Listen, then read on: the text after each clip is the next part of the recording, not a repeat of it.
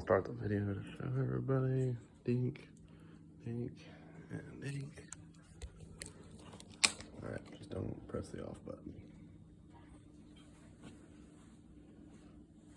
Alright, so when you think of war, you normally think of destruction, death, and chaos, but what if I could tell you about the good things that come out from wars? In my speech, I'll be telling you about the advancements in technology that came from World War II. One advancement would be radar. Before World War II, you couldn't really predict weather. You had to visually spot planes. You couldn't tell when they were coming unless you could see them. But during World War II, the Battle of Britain, they needed to find some way that they could have early detection so that they could tell that German aircraft were coming to bomb like London or something like that. So they came up with radar. And how it works is it sends out a radio wave and it hits an object and then it'll ping it back and you can receive it. And that way you can tell the distance, where it's coming from and what direction. And it benefited in ways that gave civilians to have more warning time to get into either bomb shelters or something like that, just to get to a safe place. And it gave the Air Force of Britain, of course, more time to get planes up. That way they could kind of defend themselves. And let's see, after World War II, of course, it's used to predict weather. Of course, tornadoes, hurricanes. It also gives more warning for hurricanes so people can evacuate. It's also used in navigation in planes where they can tell so they don't have mid-air collisions, and they can also steer away from weather in that way. And also kind of pave the way for satellite technology. That way they can use that for the same way for navigation.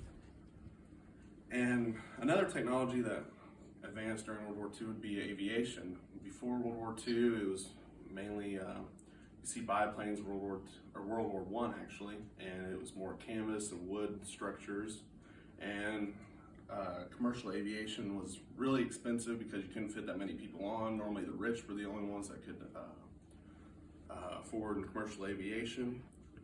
And airmail started, and let's see, the History Channel says that one pilot died every 115,000 miles in 1919, but by the end, before it was disbanded in 1926, one was dying for every 2.6 million miles, so they kind of advanced in that. And during World War II, of course, they had the biplanes with canvas and wood, and then they started to go up and get aluminum sheeting for planes, made it more lighter and more durable. Also, naval air superiority started to pick up with the Pacific Theater. You had first planes taking off and landing on aircraft carriers in the late 1930s. You also had planes that could go a lot faster. Like in the beginnings, it was maybe 200, maybe 300 tops miles per hour, but now they could go up to like 600 by the end of the war.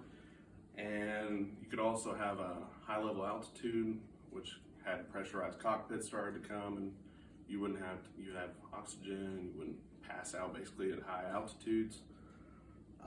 Also, towards the end, Germany actually created the first rocket-propelled aircraft, and it was the Heinkel HE-176, and then later they produced the first jet aircraft, which was the Heinkel HE-178.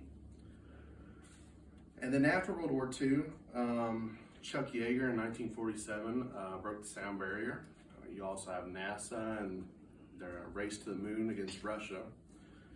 And they got that in 1969. And commercial aircraft became a lot cheaper because you have like the 747s that you can fit tons of people on, so you don't have to pay as much. And it became more blue collar people can actually afford it. And my last technology that I'm going to talk about that kind of spearheaded during World War II is nuclear power. In 1942, the Manhattan Project started to create a super weapon that would be used in last-ditch effort to end World War II quickly and swiftly.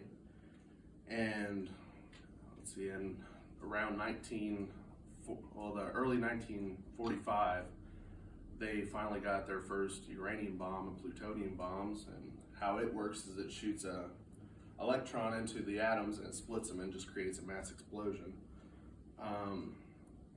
And then after they created those, they got them shipped over to Tinian Island to be launched off. And the first bomb was dropped in Hiroshima, and it was actually uranium. It was called the Little Boy on August 6, 1945, and it killed about 129,000 people. And then Nagasaki was the second one. It was a plutonium bomb named Fat Man, and it killed about 230,000. And then after World War II, of course, you have the Cold War and the arms race for nuclear warheads and stuff against Russia. But then you start to have nuclear power plants, which actually last a lot longer, and they're more efficient than electrical and coal-powered electrical plants. And then you have nuclear ships that have, they of course last a lot longer, like the power plants. You have the Gerald Ford class aircraft carrier, which is coming out now, and they can power for 75 years without refueling, can do it continuously. And in conclusion, radar kind of advanced from just visual, looking up in the air to see what's coming, to now you have tons of warning from anywhere from an hour to 2 hours, weather or planes. In aviation, they advanced from biplanes and very, very cheap canvas and wood products to more durable aluminum biplanes or monoplanes and jet engines. And nuclear power, you start from coal-fired and electrical power plants to now nuclear power that can last for up to 50 to 75 years. And that's about it. 6 minutes and 45.